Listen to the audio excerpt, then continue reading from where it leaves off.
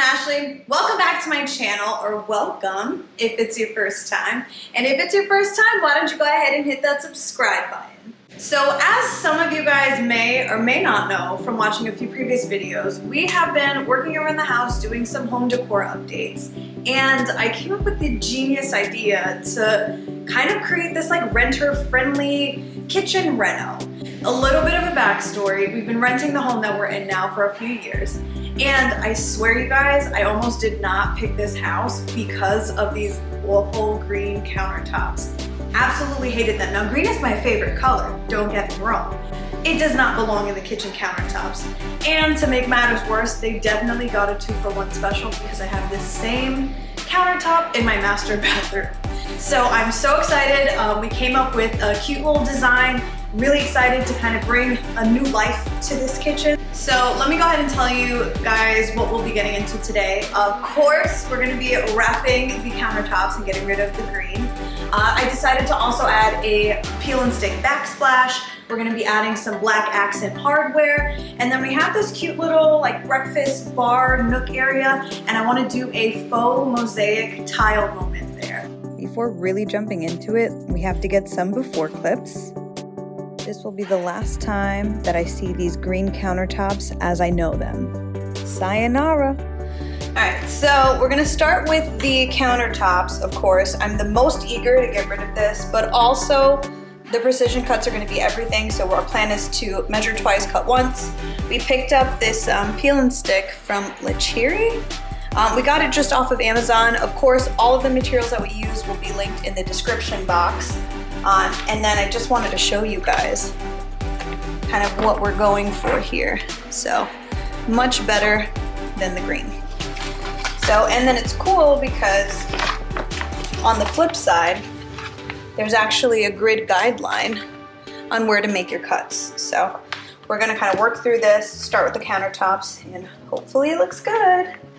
When I tell you guys I scoured the internet for a good peel and stick that had the sort of marbling that I wanted, I had a feeling there was going to be some level of overlap, so I didn't want to get too minimalist of a pattern where you would really see that the veining and the marbling wasn't lining up, and this was the perfect solution. These next few steps as we lay down the contact paper become pretty repetitive, but main thing that you guys need to know is you measure, cut your piece, peel the back, but you don't want to peel it completely. You kind of want to peel and stick as you go. Then you can use something for edging. In this case, you'll see us using a card or a gift card or something like that, which totally works. I do believe that they have like contact paper smoothing tools. I'm sure you can find at your local Home Depot or hardware store. For the larger sections where you're going to smooth out the contact paper, we learned a little late in the game, but a ruler definitely came in handy. For more of the precision cutting, that's where the Exacto knife comes in. You can buy one that's the Exacto knife brand, of course, but I've also found some cheaper versions at the dollar store, and those work just as fine as well. Cutting the contact paper with the Exacto knife and just seeing how smooth the cut is was probably one of the most satisfying things about this project. All right, so we had a little bit of a hiccup here where this piece just didn't lay down as flat as we wanted. It kind of got a little warped during application. So what I'm gonna do is just take the Exacto knife and we're gonna cut it out and I'm gonna patch it. The cool thing about this is that it's very forgiving in terms of the pattern, so you won't even tell. Can you guys believe it took us a total of, I want to say 6 hours to lay down all of the contact paper to cover all of the countertop. It was a lot, but I'm so happy we did this. Moving on, we're gonna go ahead and prep for the peel and stick backsplash. So we just went ahead and removed all of the outlet covers. We also went and gave it a good wipe down off camera. I would definitely recommend doing that before something like this.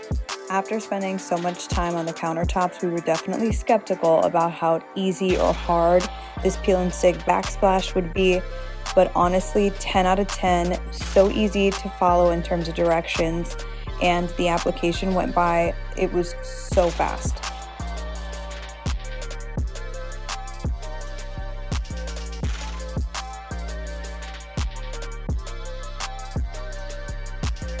When trying to get precision cuts around the outlet covers, we found it easiest to lie it across and then use the Exacto knife to kind of cut around the hollow where the outlet is. The outlet covers are going to go back on top of these, so they don't need to be perfect cuts, but you don't want them to be too sloppy either. So proceed with caution.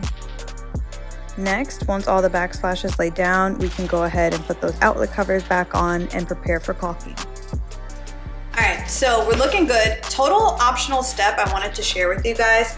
I just went ahead and took my Exacto knife and I ran it along the seams. Don't worry, I'm not cutting up my countertop. This is where the original caulk was for the countertop that we covered. So to give this a really good finished look, I thought we would go ahead and add some caulk along the seams as well, around the sink area, kind of finish it off and make it look as real as possible. Of course, this is optional. I went ahead and actually picked up this caulk from the dollar store, so it's not breaking the bank by any means. So I'll show you guys how we did that. Essentially, you cut the tip if it's brand new, and then you can run it down the seams and then just press it down using your finger. For the messier parts, we went ahead and just took a damp paper towel. As long as it's still wet and it hasn't fully dried, you can wipe it clean off. We went back and forth on wrapping the cabinets and not wrapping the cabinets, and ultimately decided we're not going to be here for that much longer, but I did want to give them a little bit of an update. So adding these black handles was a really great compromise to bring in some of the newer elements and, you know, give the kitchen that refresh it needed, while not really compromising the actual cabinets, because we are renting and have to be mindful of that. Now, if you guys are watching this at home and following along and want to do something similar in your rental space and your owner will allow you to paint the cabinets, I highly recommend. Here's that little breakfast nook bar area I was talking about at the beginning of the video. So very plain, but I wanted to jazz it up and give it this faux mosaic tile look. And I found these on Amazon. They're also peel and stick. So again, we just want to go ahead and prep the space. We'll remove those outlet covers, set that aside. So the first thing we're going to do is pre-peel the corners of each tile. I want it to be as efficient as possible so I can finish as fast as possible. So I started from the bottom and I worked my way all the way up. Once I worked my way to the top, I went and grabbed my Exacto knife so I can cut off the excess. When cutting the tile for the outlet, just be careful not to cut too deep or get electrocuted. Yeah, it hurt really bad. Just kidding. So I just did the same process over and over again, and I think it came out great at the end of it.